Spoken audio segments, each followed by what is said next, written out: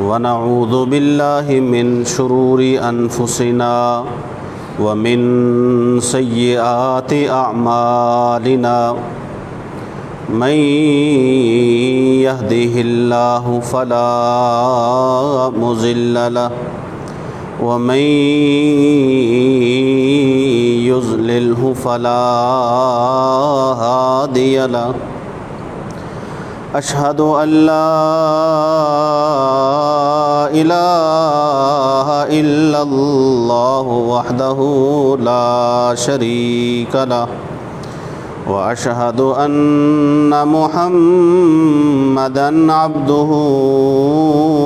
ورسوله يا أيها الذين آمنوا اتقوا الله حق تقاته ولا تموتن إلا وأنتم مسلمون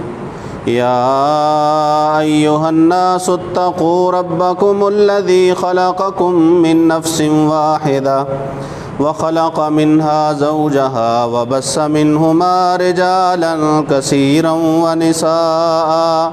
واتقوا الله الذي تساءلون به والأرحام إن الله كان عليكم رقيبا يا أيها الذين آمنوا اتقوا الله وقولوا قولا سديدا يصلح لكم أعمالكم ويغفر لكم ذنوبكم ومن يطع الله ورسوله فقد فاز فوزا عظيما أما بعد فإن خير الحديث كتاب الله وخير الهدي هدي محمد صلى الله عليه وسلم شر الأمور محدثاتها وكل محدثة بدعة وكل بدعة ضلالة وكل ضلالة في النار إن الله وملائكته يصلون على النبي يا أيها الذين آمنوا صلوا عليه وسلموا تسليما اللهم صل على محمد وعلى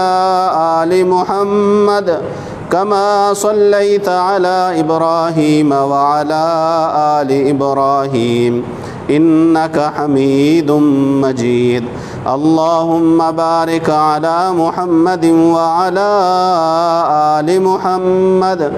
كما باركت على إبراهيم وعلى آل إبراهيم إنك حميد مجيد أعوذ بالله السميع العليم وبوجهه الكريم وسلطانه القديم من الشيطان الرجيم من همزه ونفخه ونفثه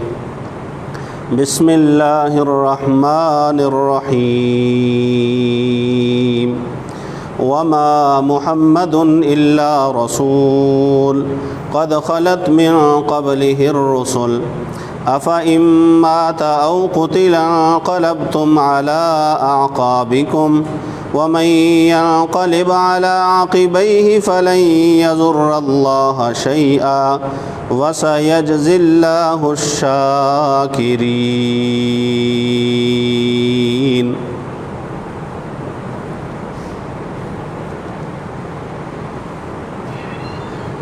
یہ بات تو معلوم ہے کہ ربیع الاول کا مہینہ وہ رسول اللہ صلی اللہ علیہ وسلم کی پیدائش کا مہینہ بھی ہے اور رسول اللہ صلی اللہ علیہ وآلہ وسلم کی وفات کا مہینہ بھی ہے.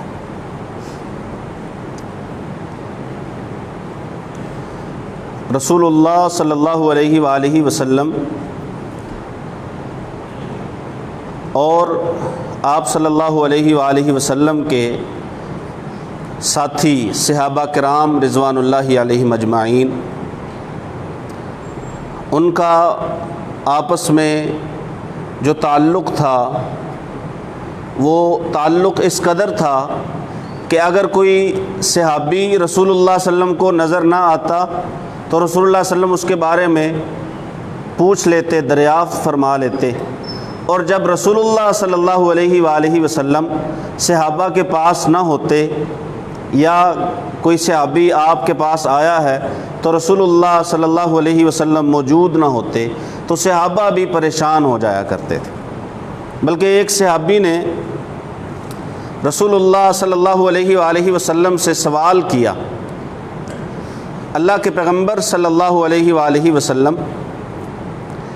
جب آپ کے پاس ہوتے ہیں تو آپ کا چہرہ مبارک دیکھ کے بڑا دل کو سکون ملتا ہے، پھر گھر چلے جاتے ہیں، پھر آپ کے لیے پریشان ہوتے ہیں، دوبارہ آپ کے پاس آ جاتے ہیں۔ یعنی یہ لمحہ کہ آپ کے پاس سے گھر گئے تو وہاں جا کے پھر رسول اللہ صلی اللہ علیہ وسلم کی یاد ستاتی، دوبارہ کہتے ہیں ہم آپ کے پاس آتے ہیں، پھر دل کو سکون مل جاتا ہے۔ لیکن ایک بات بہت پریشان کرتی ہے، وہ بات یہ ہے ذکرت موتی و موتک، میں اپنی موت کو یاد کرتا ہوں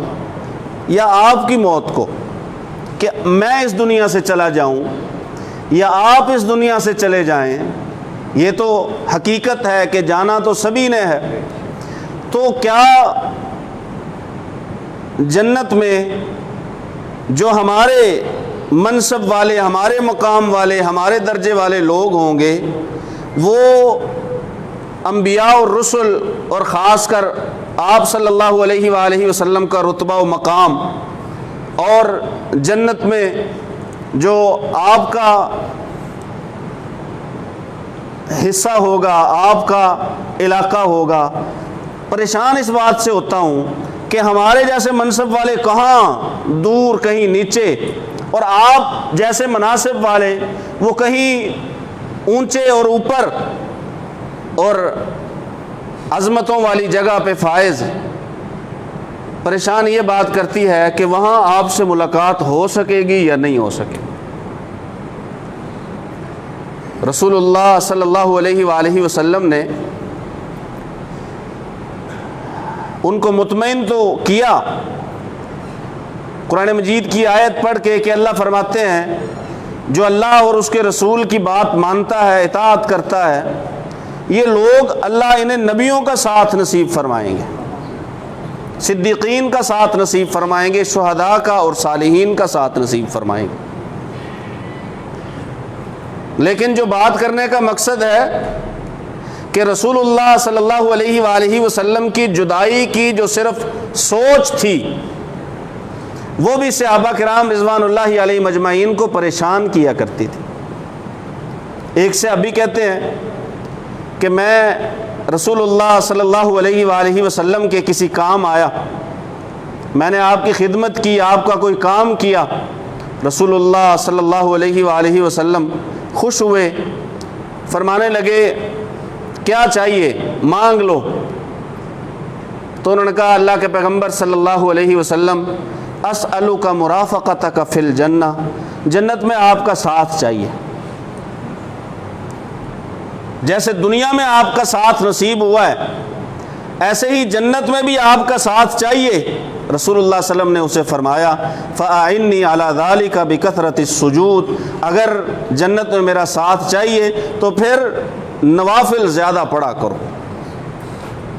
زیادہ سجدے کر کے اس میں میرے معاون بن جاؤ کہ تم بھی میرے ساتھ جنت میں رہو۔ تو صحابہ کرام رضوان اللہ علیہ مجمعین نہ صرف دنیا میں بلکہ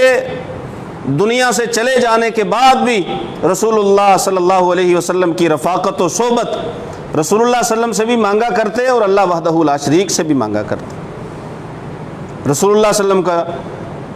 جدا ہو جانا یا جدائی کا خیال آنا، آپ صلی اللہ علیہ وآلہ وسلم نے اپنی وفات سے چند دن پہلے آپ صلی اللہ علیہ وآلہ وسلم شہدائے احد کے پاس بھی تشریف لے گئے اور وہاں ان کے لیے دعا فرمائی اور جن صحابہ کرام رضوان اللہ علیہم اجمعین نے رسول اللہ صلی اللہ علیہ وسلم کی ان دعاؤں کو نقل کیا ہے، روایت کیا ہے، وہ کہتے ہیں ایسے لگ رہا تھا کہ رسول اللہ صلی اللہ علیہ وآلہ وسلم زندوں کو اور مردوں کو الوداع کہنے کے لیے آئے۔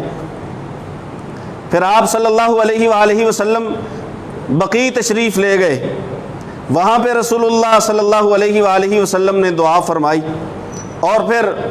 ایک جنازہ رسول اللہ صلی اللہ علیہ وسلم نے بقیع میں پڑھایا،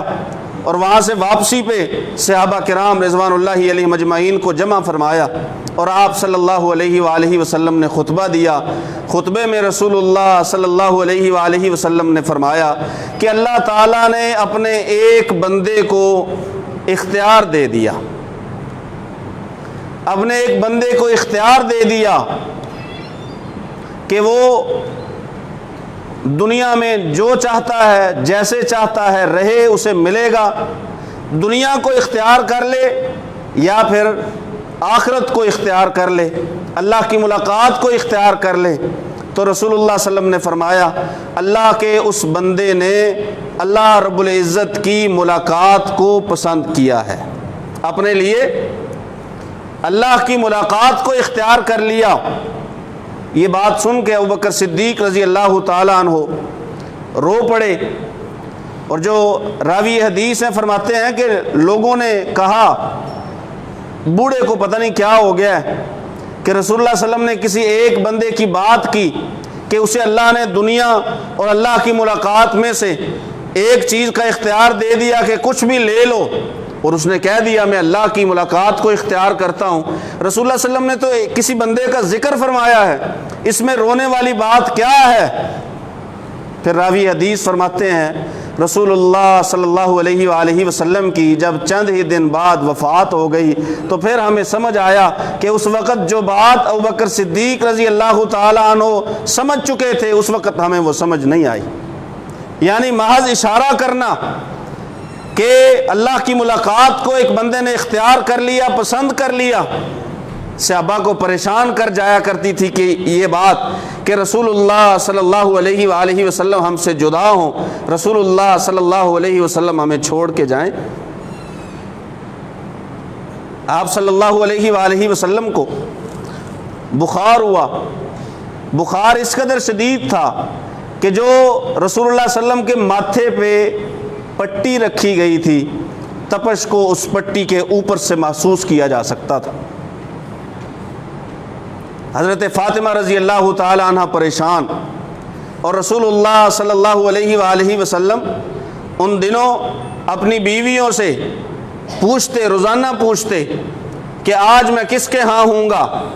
آج میں کس کے ہاں ہوں گا۔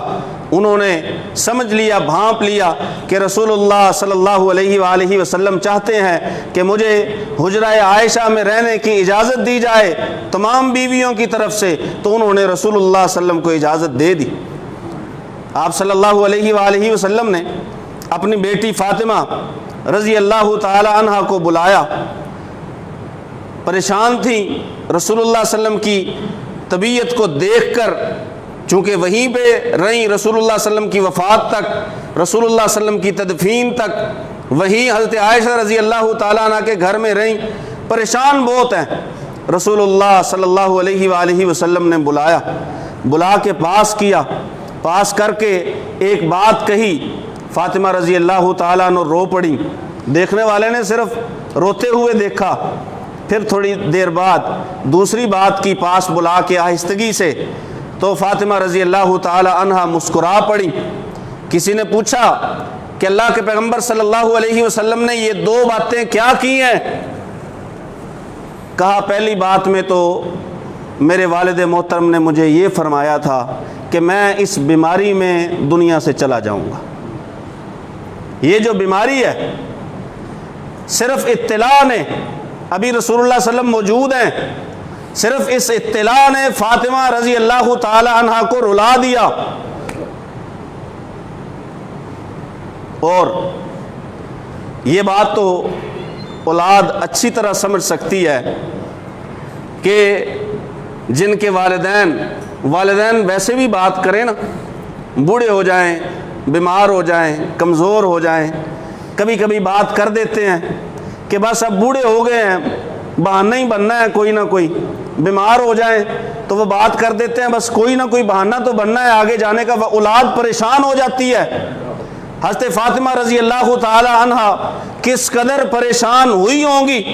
جب رسول اللہ صلی اللہ علیہ وسلم جو صادق المصدوق ہیں، جو خبر دے دیں وہ خبر غلط نہیں ہو سکتی، انہوں نے فاطمہ رضی اللہ تعالیٰ عنہ کے کان میں جب کہا ہوگا کہ اس بیماری میں میں دنیا سے چلا جاؤں گا، آپ اس پریشانی کو شاید سوچ ہی سکتے ہیں، گمان ہی کر سکتے ہیں، اس کی تہ تک، اس کی حقیقت تک اور اس کے حجم تک آپ پہنچ نہیں سکتے کہ فاطمہ رضی اللہ تعالیٰ عنہ کو دکھ کتنا ہوا ہوگا۔ آپ آگے آئیے، رسول اللہ صلی اللہ علیہ وآلہ وسلم نمازوں کے لیے تشریف نہیں لے جا رہے، کہا میری غیر موجودگی میں نماز حضرت ابوبکر صدیق رضی اللہ تعالی عنہ پڑھائیں گے۔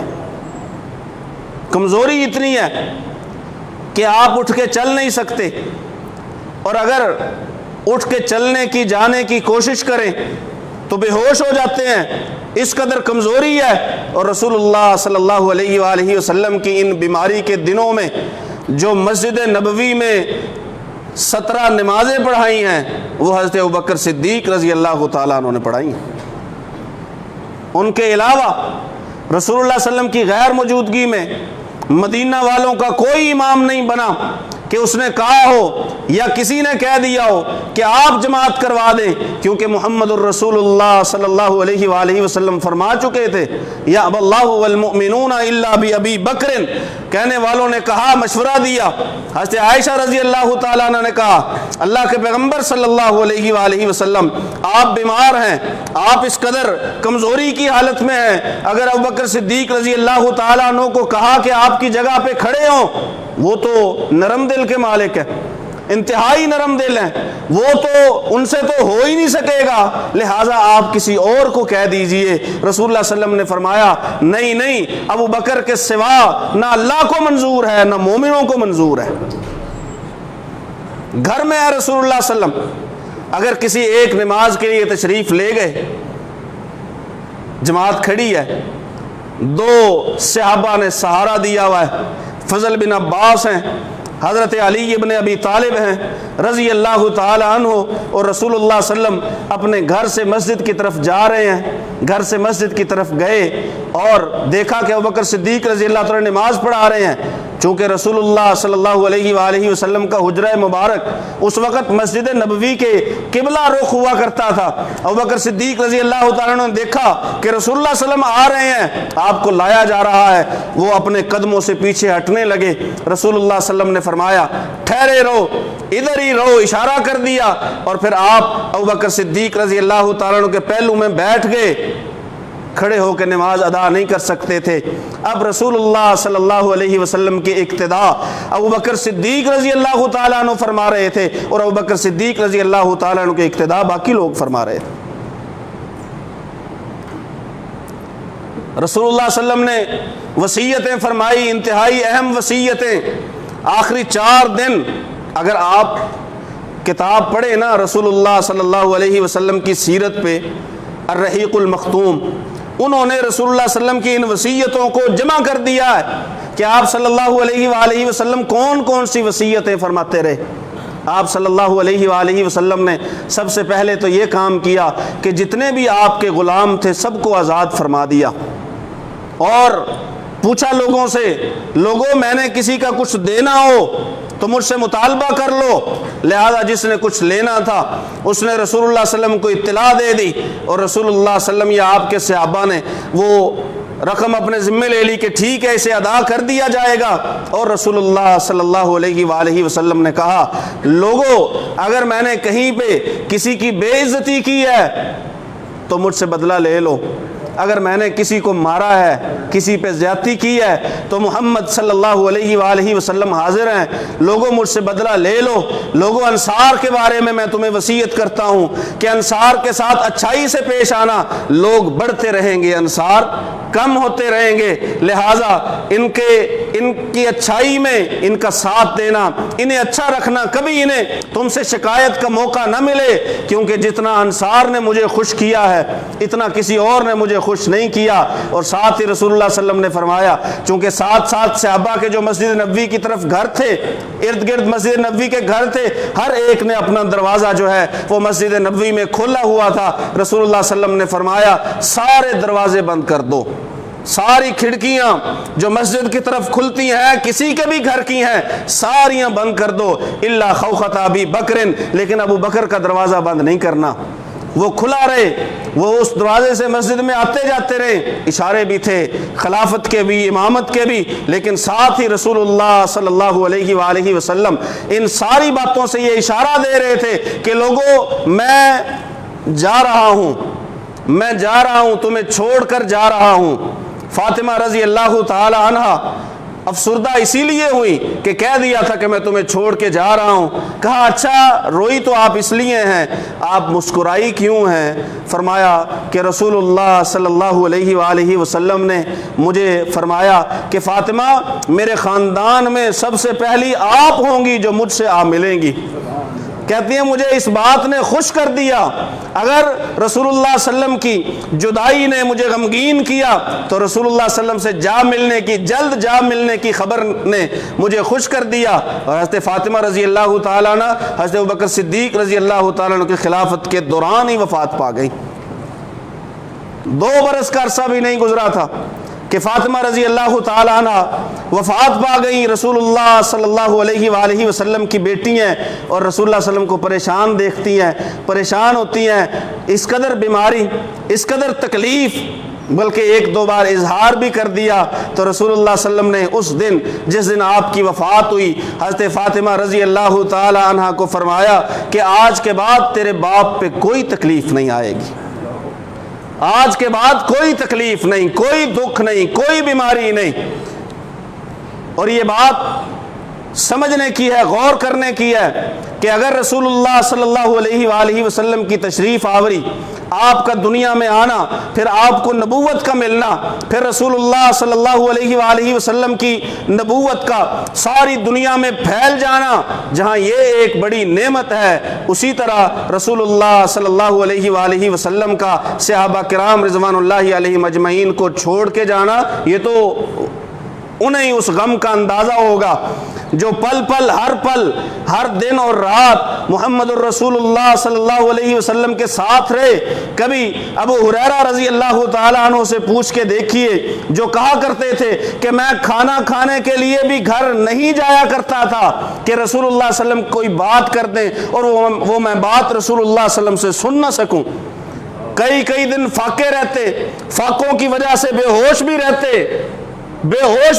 فاقوں کی وجہ سے، کہتے ہیں کھانا کھانے بھی گھر نہیں جایا کرتا تھا۔ ایسے لوگ انہیں کس قدر محسوس ہوا ہوگا۔ اور حضرت انس بن مالک اور دوسرے جناب بلال رضی اللہ تعالیٰ عنہ اور کئی لوگ جو ہر وقت رسول اللہ صلی اللہ علیہ وسلم کے ساتھ رہا کرتے تھے،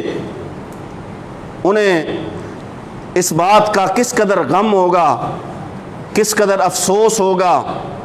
انہوں نے کتنا دکھ محسوس کیا ہوگا۔ اور انس رضی اللہ تعالی عنہ رسول اللہ صلی اللہ علیہ وآلہ وسلم کو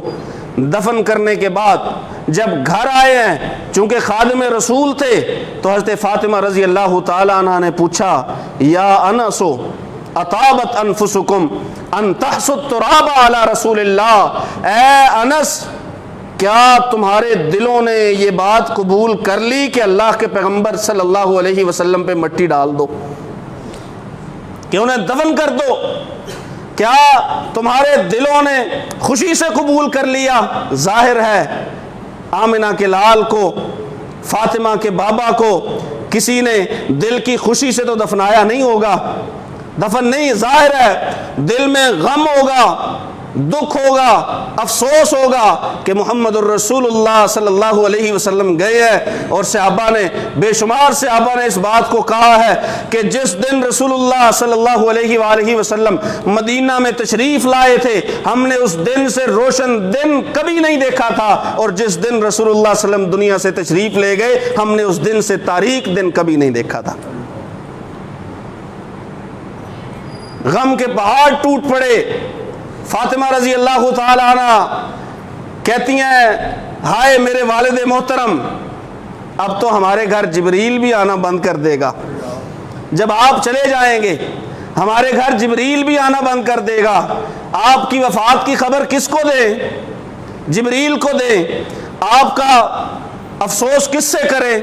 اللہ سے کریں، یا آپ صلی اللہ علیہ وآلہ وسلم کے صحابہ سے کریں؟ مدینہ میں کوئی آنکھ ایسی نہیں تھی جو ابوبکر صدیق رضی اللہ تعالی عنہ کے خطبہ کے بعد روئی نہ ہو۔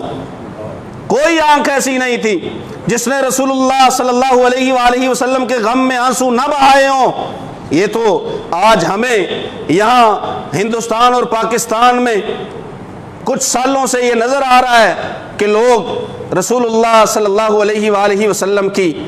پیدائش کی خوشی میں 12 ربیع الاول کو، جبکہ رسول اللہ صلی اللہ علیہ وسلم کی وفات بھی 12 ربیع الاول کو ہی ہے، لوگ اظہار خوشی کرتے ہیں، حتیٰ کہ اظہار خوشی میں